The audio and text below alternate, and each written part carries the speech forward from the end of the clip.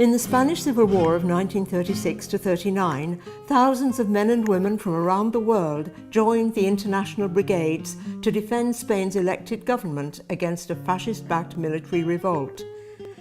General Franco eventually triumphed, but the International Brigade set an example of anti-fascism and solidarity that continues to inspire people to this day.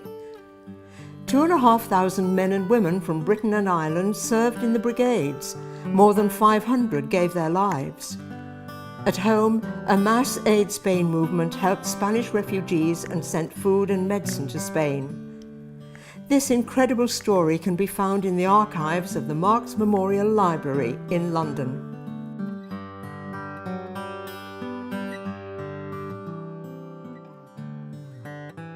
The volunteers who went to fight in Spain from our movement, when you look back at the people who went, and I look back at the people from my union who went over to fight, they all were examples of what good Labour people should be. They weren't just people with a union card, they're people who've been involved in industrial action, they were fierce defenders of democracy.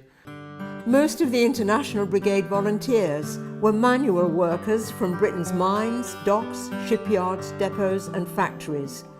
Many were already trade union activists. They understood that fascism was a threat to the labour movement and the international working class. Some volunteers went on to become leading figures in the British trade union movement. Among them was Jack Jones, a Liverpool docker who was wounded at the Battle of the Ebro in 1938. From 1968, he was General Secretary of the Transport and General Workers Union, then Britain's biggest union, and was the instigator of the 1974 Health and Safety at Work Act. Very brave people. I mean, the audacity, the bravery of so many in the International Brigade was very considerable. And it meant that many very, very good people who would have been leaders in their different walks of life were killed at quite an early age. The example of anti-fascism and international solidarity shown by Jack Jones and his comrades in Spain continues to inspire trade unionists today. Jim Prendergast, I can't remember. I think he was in. I think he was in this battalion. Yeah. He was wounded at Arama. Jim. Prendergast. Yeah.